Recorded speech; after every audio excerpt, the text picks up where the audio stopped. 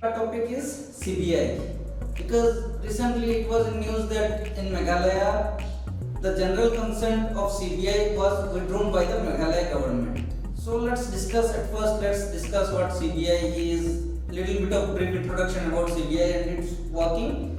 Then we will go forward and discuss about the thing whether Meghalaya government has done the thing right or wrong. So we'll go. So please let's go.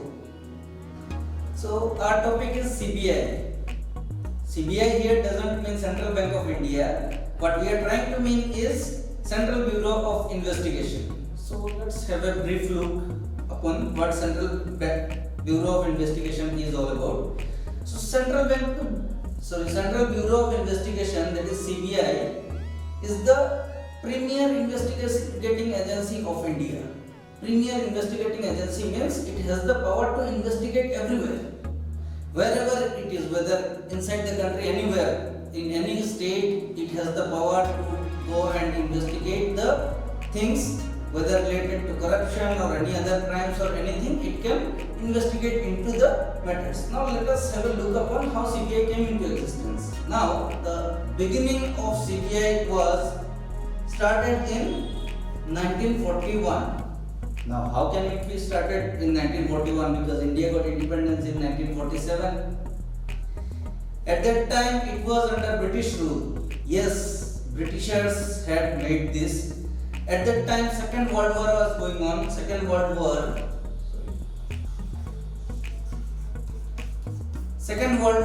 was going on from 1939 to 45.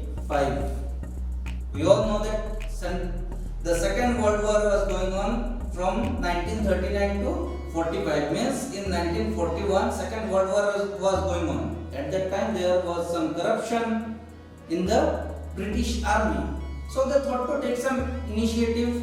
So they established a Delhi Special Police. This established a police force named as Delhi Special Police.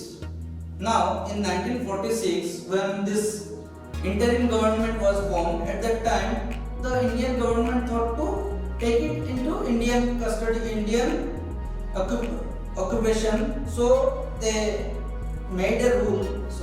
So, in 1941, the foundation of CBI was laid by Britishers as Delhi Special Police. But in 1946 an act was made that is called as Delhi Special Police Establishment Act of 1946. By this act, this Delhi Special Police, which was later renamed as CBI, nowadays known as CBI, Central Bureau of Investigation, has been incorporated into India. Now we have CBI. Okay. Now the question arises whether it is a constitutional body or government, any department or ministry or statutory body or what?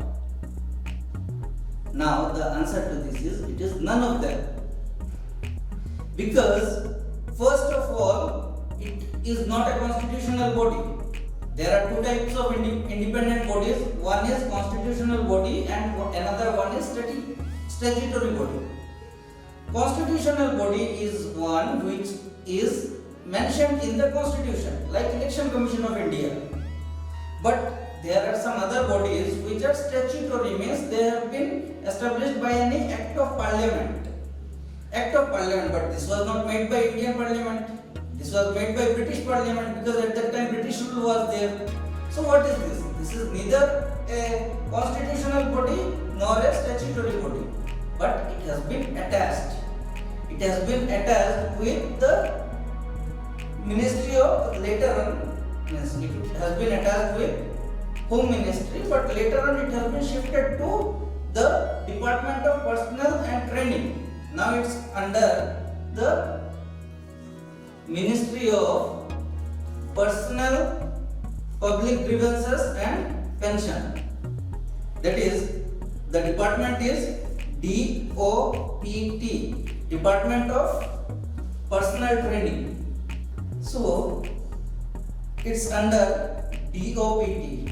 DOPT means Department of Personnel Training under PMO, means Prime Minister's Office, means there is a direct control of the Prime Minister or the Union government over CBI. Now in 1963, the Ministry of Home Affairs renamed it as CBI. Earlier it was Delhi Special Force, the Delhi Special Police. Now it has been renamed as CBI, and what we know is there. It's not a statutory body, neither a constitutional body nor a statutory body. It's just an attached office because it was not made under any constitutional. It has been made by Britishers before the independence. It was not made by any parliamentary act, or it has not been mentioned in the constitution as well. Clear? Up to this much? Now, Mr. D.P. Kohli is known as the founder of CBI because he was the first director in 1963 to 1968. So, earlier CBI had only two groups. CBI had two groups. One is General Offences Wing, and another one was Economic Offences Wing. Economic Offence Wing means that will discuss or deal about the crimes or corruption or whatever in the economic ground. But General Offences Wing was meant for all other purposes.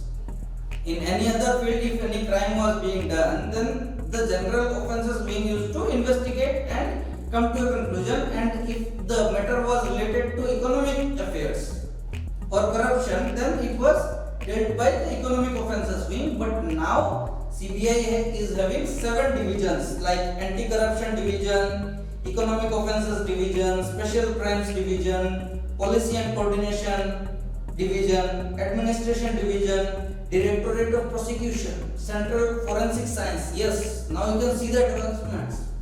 Because after any investigation, the case has to be produced in the court. Now we need someone to support the case also on behalf of CBI. So CBI has made a different